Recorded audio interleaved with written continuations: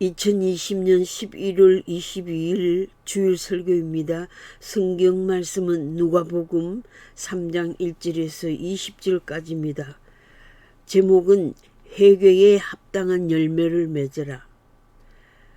이 본문 가운데서 10절에서 14절만 낭독하겠습니다.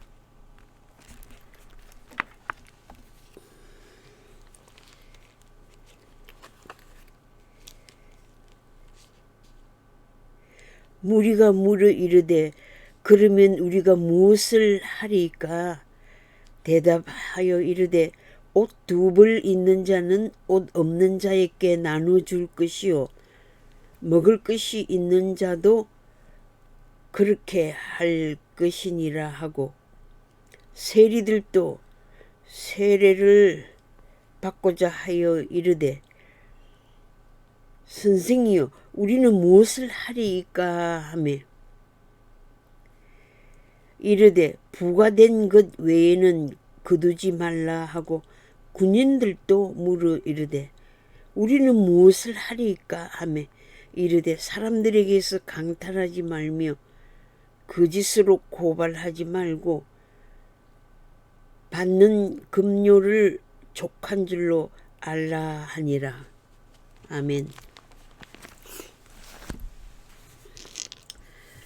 그리스도인들은 그리스도의 복음으로 구원을 받고 천국의 소망 가운데 살아갑니다. 그리스도의 복음의 사역은 세례 요한으로부터 시작되었습니다. 세례 요한의 활동에 관한 말씀이 본문의 내용입니다. 본문 내용을 셋으로 구분할 수 있습니다.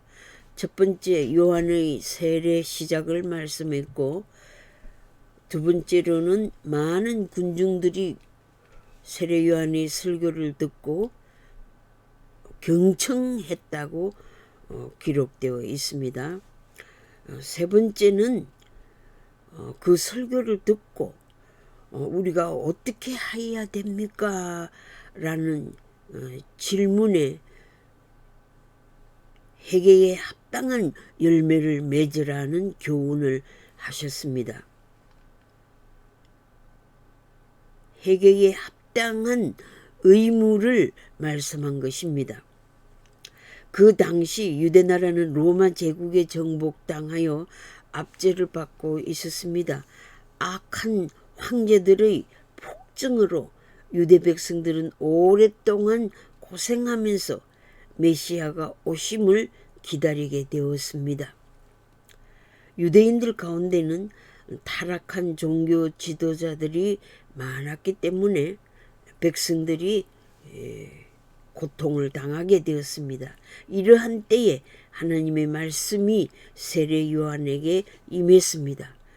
세례 요한은 늙은 아버지 사가랴와 어머니 엘리사벳의 아들로 하나님께 기도해서 얻은 자식입니다. 예수님보다 6개월 먼저 예루살렘 서쪽 아인 카렘이라는 곳에서 태어났습니다.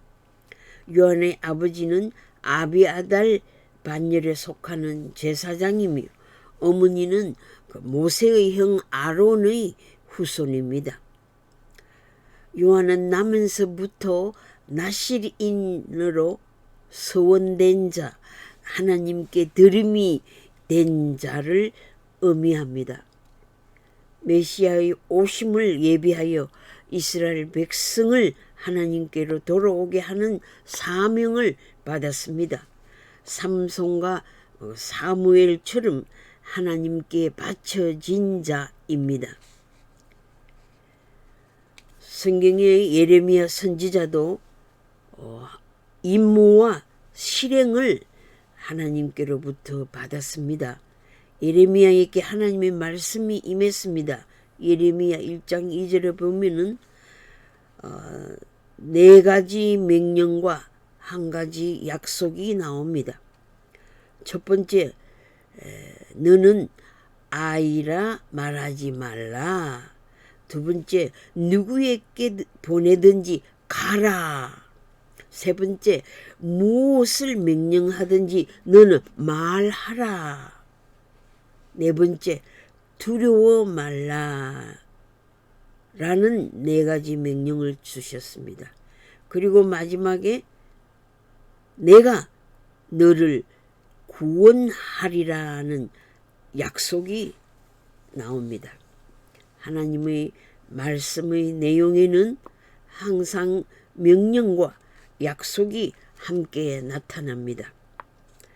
예레미야 1장 9절에 보면은 내가 내 말을 내 입에 두었노라고 하셨습니다. 저는 밥 먹을 때 식사 기도에 드리는 기도가 있습니다. Put your word into my mouth.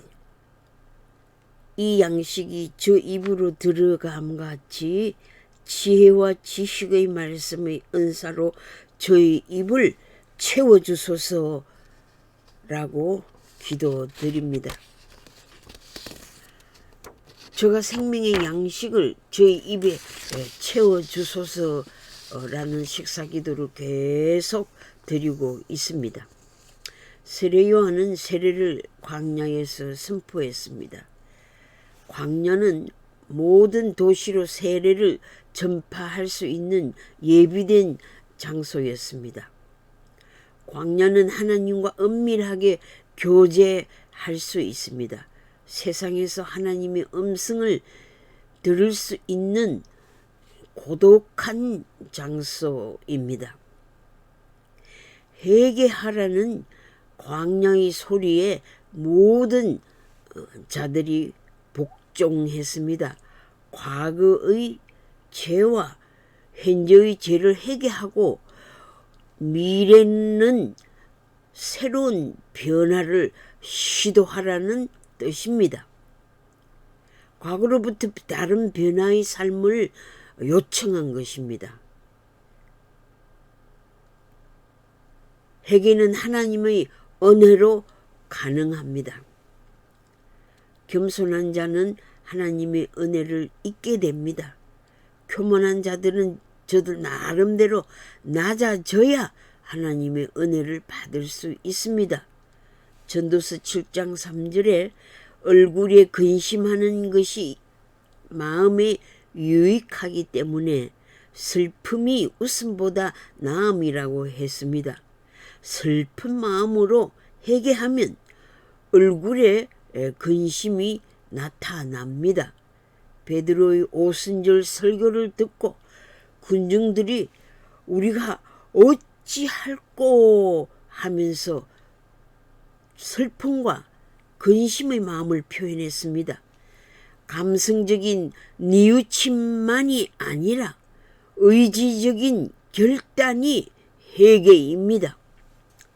베드로가 사도행전 2장 38절에 너희가 회개하여 각각 예수 그리스도 이름으로 세례를 받고 제사함을 받으라. 그리하면 성령을 선물로 받게 된다고 외쳤습니다. 성령을 선물로 받게 된다는 이 약속은 우리 하나님이 얼마든지 부르시는 자들에게 약속하신 것입니다. 성령의 역사로 회개가 일어나며 회개의 역사로 성령 받음이 동시에 일어납니다. 1907년 평양 산정현 교회에 일어난 성령의 불길이 현재 대한민국 교회에 강하게 일어나기를 사모합니다. 1970년대 80년대에 일어난 교회의 부흥이 다시 일어나 선교하는 국가로 앞장서게 되기를 기도합니다. 현 비선실세의 권력자들의 탐욕이 지혜자들을 우매하게 하고 뇌물이 사람의 명철을 망하게 하는 것을 보고 있지 않습니까? 한국의 경제 발전에서 형통한 날에는 기뻐했지만 공고한 지금은 과거를 되돌아보아 경제 폭망의 원인을 살피고 정책들을 수정해 나감이 마땅하지 않습니까? 국가 경제를 정치 권력 유지를 위한 정책으로 고집하고 실패한 정책의 전철을 계속 밟는 것은 우매한 자들의 길을 걷는 것이 되고 맙니다. 악한 일에 관한 징벌이 속히 실행되지 않으므로 인생들이 악을 행하는 데에 마음이 담대해져 있다고 성경은 말씀하고 있습니다. 하나님을 경외하지 않는 악인들은 장수하지 못하고 그 날이 그림자와 같이 사라진다고 말씀하셨습니다.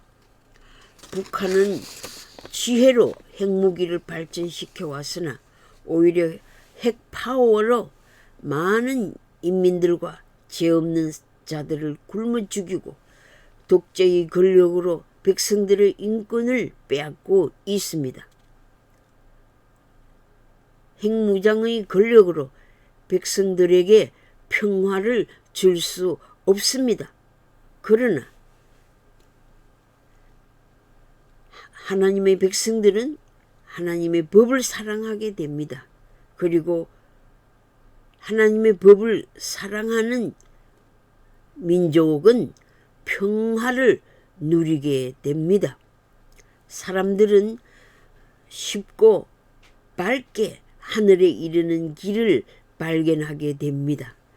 구원의 길을 확실하게 알게 됩니다. 하나님 나라의 비밀이 크도다라는 말대로 하나님의 구원 계획은 실로 큰 은혜입니다. 그리스도께 복종하는 자들에게는 모든 장애물들을 옮겨주십니다. 하나님의 구원의 초대에 응답할 준비를 하세요. 악인들은 하나님의 진노를 피하세요.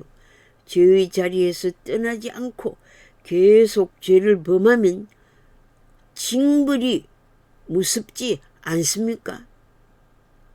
징벌을 통해 회개하고 구원을 받고 성령을 받으면 우리 민족이 살아나게 될 것입니다. 징벌을 받기 전에 통해 자복의 역사가 일어나는 것이 현명한 자들이 받는 복입니다. 성령의 확정을 받은 그리스도인들은 구원받은 의인의 반열에 서게 됨을 앙망하게 되는 것입니다. 세례 요한의 설교의 요지는 회개하라, 천국이 가까웠다는 두 가지 명제였습니다. 구약 말라기 선지자 이후 400년간이나 하나님의 말씀이 끊어졌던 유대 땅에 침묵을 깨고 선지자의 목소리가 다시 들려온 것입니다. 고대 문명이 무너지기 시작하여 타락하였습니다. 행복의 추구가 육체의 쾌락이었고 정신과 육체는 시들어 갔습니다.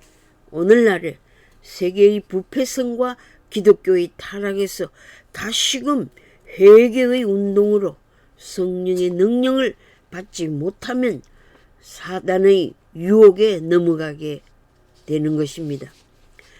베드로는 바리새인들과 사두개인들을 향해 독사의 자식들아, 누가 너희를 가르쳐 장래의 노하심을 피하라 하더냐? 도끼가 나무 뿌리에 놓였으니 찌그 불에 던지라고 경고했습니다.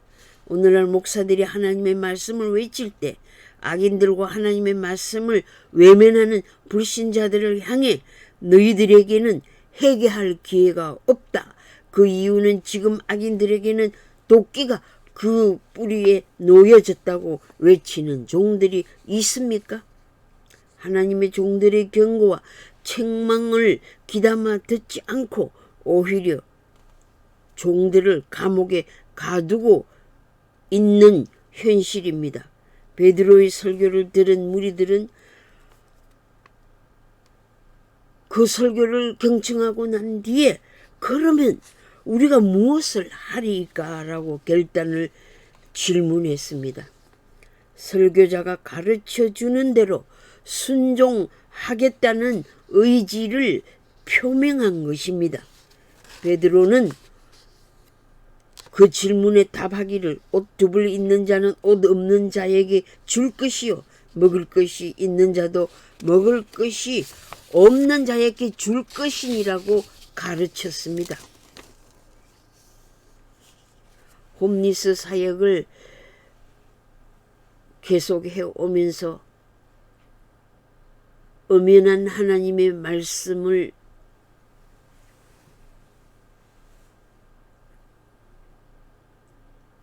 듣고 회개하고 자복하게 됩니다. 옷 두 벌 가진 자는 옷 없는 자에게 주고 또 먹을 것이 있는 자는 먹을 것이 조금이라도 풍족하면은 풍족하지 못한 자에게 나누어 주라는 사랑의 가르침입니다. 지금 산호세 홈리스 사역에 많은 분들이 참여하고 계십니다. 참으로 자기들이 가진 것을 나누고 자기 집에 있는 것을 가져와서 나누고 또 집에 없는 것은 돈으로 쇼핑해서 또 새 것으로 사서 나누어주는 그는 나눔 선교가 열심히 진행되고 있음을 감사드립니다. 그 다음은 세례 요한의 설교를 듣고 세리들이 요한에게 찾아왔습니다. 우리는 무엇을 하리까 하며 정한 세금 외에는 징수하지 말라고 했습니다. 과도한 재산세로 국민들의 삶을 낙심시키며 절망에 빠지게 하며 가난한 서민들을 복지제도의 파퓰리즘으로 회복하여 정권 유지를 목적하며 자유를 빼앗아 짐승처럼 살게 하는 정책을 해결해야 합니다. 나쁜 정책인 줄 알면서도 권력을 장악하기 위해 정책을 고집하는 악법을 수정해야 되지 않습니까? 백성들을 행복하게 하는 정책이 아니라 오히려 불행으로 이끌고 있지 않습니까? 죽음의 악법들을 철회하십시오. 그 다음은 군인들이 베드로의 설교를 듣고 질문합니다. 우리는 무엇을 하리까 하며 사람에게 강포하지 말며 받는 봉급을 족한 줄 알라고 했습니다. 정치 권력자들이 자기 봉급 외에 금융 사기 투자에 개입되어 있거나 로비 활동으로 부정한 방법의 재산을 축적했거나 부동산 투자를 하여 정치 권력과 돈의 권력과 명예의 욕망에 빠져 조폭의 집단 사기 카르텔에 허우적거리는 자들은 회개하십시오. 죄를 숨기려고 거짓말과 협박과 탄압을 시도하는 악법들을 회개하십시오. 죄를 숨기려고 거짓말과 협박과 탄압을 시도하는 악법들을 회개하십시오. 세례 요한은 사회 각 층과 각 계급의 모든 제약을 고침없이 탄핵했습니다. 우리나라뿐 아니라 미국과 온 나라의 죄를 철저하게 회개하도록 외쳐야 합니다.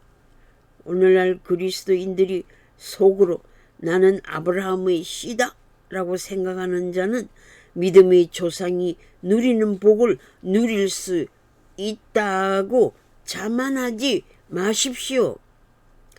솟다고 생각하는 자는 넘어질까 조심하라고 했습니다. 구원받은 백성이라고 자만하거나 방심하지 말라는 경고입니다. 택한 선민이라는 의식만으로는 천국에 다 들어간다고 생각하지 말라는 경고입니다. 선민의식으로 교만하고 독선적이고 방자하면 저들만이 구원받을 수 있다는 사상은 스스로 자신을 속이고 있는 것입니다. 회개함으로 내 마음의 성전을 정결케 해야 합니다. 다시 오실 예수님을 맞이할 준비를 갖춘 성도들이 되어야 합니다. 열매를 맺으라는 말씀은 변화된 모습을 증거로 보이라는 말씀입니다. 진지한 회개, 체인지는 그 사람이 달라졌어, 완전히 달라졌어 라는 정언이 필요합니다. 당신 변화됐어요 라는 말에 나는 전적으로 변화되었습니다 라는 고백을 듣게 해줍니다. 반신반의가 아니라 확실히 변화된 생활을 증명해 줍니다. 예수 믿고 구원받았네를 간증하게 되는 삶이 일상생활에서 나타나는 것입니다. 이것이 회개에 합당한 열매를 맺는 길입니다. 세례 요한은 예수님을 세상에 소개했습니다. 그는 성령과 불로 너희에게 세례를 주실 것이요 손에 키를 들고 타작마당을 정하게 하사 알곡은 모아서 곳간에 들이고 쭉정이는 꺼지지 않는 불에 태우시리라고 하였습니다. 성령 세례를 불세례라고 합니다. 여기 나오는 곳간은 천국을 의미하고 꺼지지 않는 불은 지옥의 상징입니다. 세례 요한은 예수님은 세상 죄를 지고 가는 하나님의 어린 양이로다라고 소개했습니다. 자기는 물로 세례를 주지만 내 뒤에 오시는 분은 불로 세례를 줄 것이라고 소개했습니다. 나는 참 빛이 아니오. 참 빛 되시는 예수님을 증거하러 온 자다라고 자신의 사명에 충실했습니다. 세례 요한은 사명을 가지고 태어났으며 사명에 살고 사명 때문에 선한 싸움을 싸우고 사명 때문에 죽은 인물입니다. 자기의 사명을 바로 알지 못하고 자기의 분수를 알지 못하는 자들은 불행한 사람들입니다. 높은 자리에만 앉으려는 자들이 많습니다. 자기 자격에 맞지 않는 자리에 오르려는 자들이 많다는 사실입니다. 이런 사람은 교만한 사람입니다. 교만은 위험하며 부패하는 첩경이고 넘어짐의 앞잡이가 됩니다. 결국은 멸망하게 된다는 말씀입니다. 세례 요한은 정의에 불타는 사람이었습니다. 죄를 볼 때 지체하지 않고 책망했습니다. 헤롯 왕 정치가 최고의 권력자의 죄를 책망했습니다. 헤롯 왕이 동생 빌립의 아내 헤로디아를 빼앗아 살고 있는 페륜을 지적했습니다. 대중들에게 왕의 페륜을 규탄하고 경고한 것입니다. 오늘날 목사들이 정치적인 설교를 한다고 비방하는 자들도 있지만 유대 나라의 선지자들과 세례 요한의 죄를 회개하라, 예수님의 오심을 예비하라는 설교의 내용에는 큰 경고와 책망이 담겨져 있습니다. 책망을 들은 헤롯 왕은 반성은커녕 요한을 미워하여 죽이려고 옥에 가두었습니다. 마침 헤롯의 생일날 연회를 베풀고 많은 무리들과 함께 춤을 추고 즐겼습니다. 이때 헤로디아의 딸이 춤을 출 때 상을 줄 테니 무엇이든지 구하라고 했습니다. 계집 아이의 어미는 세례 요한의 목을 베어 소반에 담아달라고 했습니다. 잔인하고 악독한 헤롯 왕은 딸의 요구대로 요한의 목을 베어 그 머리를 소반에 담아 계집 아이에게 주었습니다. 요한의 나이 30세가 지났을 때 순교한 것입니다. 세례 요한은 고난 속에서 자라 고난으로 생을 마감했으나 많은 사람의 영혼을 구원하고 오래 사람들의 기억에서 사라지지 않고 가마를 주며 영향을 끼쳤습니다. 내가 지은 죄를 죄 아니라고 정당화하기 위해서 다른 사람을 정죄하는 사람들을 봅니다. 자기 죄를 덮어버리려는 자는 점점 더 강팍하게 되고 마침내 영영 구제불능 속으로 빠질 수 있습니다. 경고를 받으십시오. 자기 실패의 원인을 다른 사람에게 돌리는 자들이 많습니다. 이런 자들은 진정한 회개를 하지 못한 자들입니다. 이 문제는 내 탓입니다. 라고 자백하는 자를 하나님은 기쁘게 용서하십니다. 세상을 탓하고 심지어 하나님을 원망하면서 그럴 수밖에 없었노라고 말하는 자는 회개할 생각을 안 하는 자의 강팍한 상태입니다. 현 정치 지도자들 가운데는 회개할 마음의 문이 열리지 않고 강팍하게 된 자들이 많습니다. 법조계에서 일하는 분들도 강팍한 자들이 많습니다. 죄에서 떠나는 행동을 보여야 합니다. 죄를 떠나 하나님께로 향해야 합니다. 하나님의 은혜로 진정한 회개가 가능합니다. 회개를 통해 진정한 자유를 누릴 수 있습니다. 회개는 은총을 받을 수 있는 기회를 가지게 합니다. 대한민국의 죄를 회개하기를 촉구하는 때입니다. 다른 말로서 회개는 하나님의 은총을 받을 수 있는 기회라는 것입니다. 백성들은 하나님의 은혜를 받을 마음의 준비를 하고 철저하게 회개해야 합니다. 은총을 받을 수 있는 기회를 놓치지 마십시오. 어서 돌아오세요. 어서 돌아오세요. 라고 부르실 때 하나님의 품으로 돌아오십시오.